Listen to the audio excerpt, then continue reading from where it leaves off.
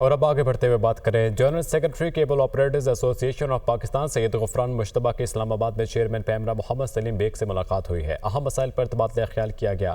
سید غفران مشتبہ اور محمد سلیم بیگ کی ملاقات کے دوران کیبل آپریٹرز کو درپیش مسائل اور ان کے حل کے حوالے سے تبادلہ خیال کیا گیا۔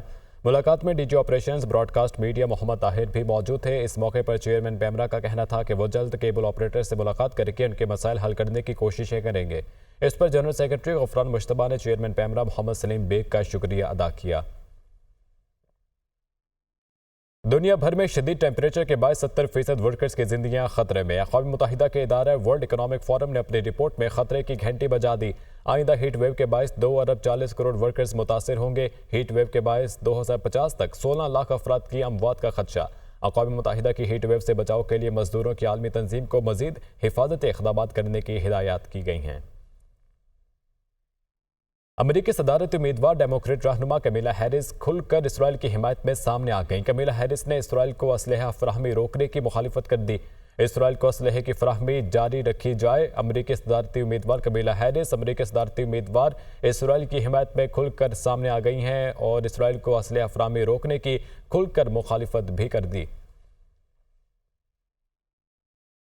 پاکستان کے دورے پر آئے ہوئے مسجد نبوی کے امام ڈاکٹر صلاح بن محمد البدیر نے مصروف دن گزارا۔ Army chief general Syed Asim Munir سے جی ایچ کیو میں ملاقات کی۔ فیصل مسجد میں نماز جمعہ کی امامت کروائی۔ پارلیمنٹ ہاؤس کا دورہ کر کے اسپیکر سے بھی ملے۔ مزید تفصیل اس رپورٹ میں۔ مسجد نبوی کے امام ڈاکٹر صلاح بن محمد البدیر کا دورہ پاکستان۔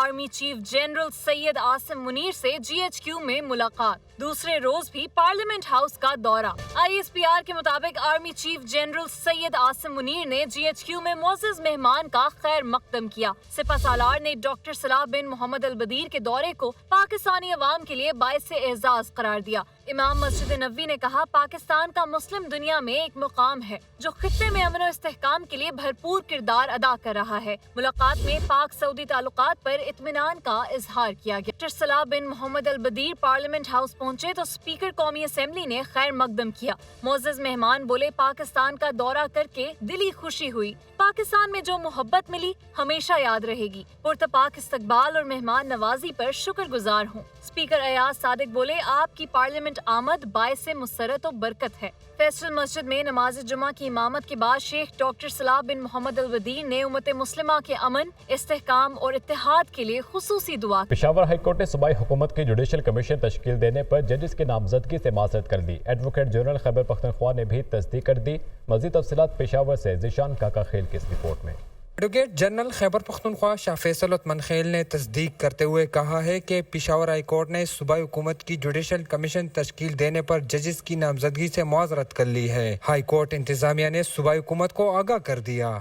موجودہ صورتحال میں 9 مئی واقعات کے لیے جوڈیشل کمیشن تشکیل نہیں دے سکتے۔ ایڈوکیٹ جنرل خیبر پختونخوا کے مطابق پشاور ہائی کورٹ کی جانب سے جواب مل گیا ہے۔ معاملے سے متعلق وزیر اعلیٰ خیبر پختونخوا سے مشاورت کی جائے گی۔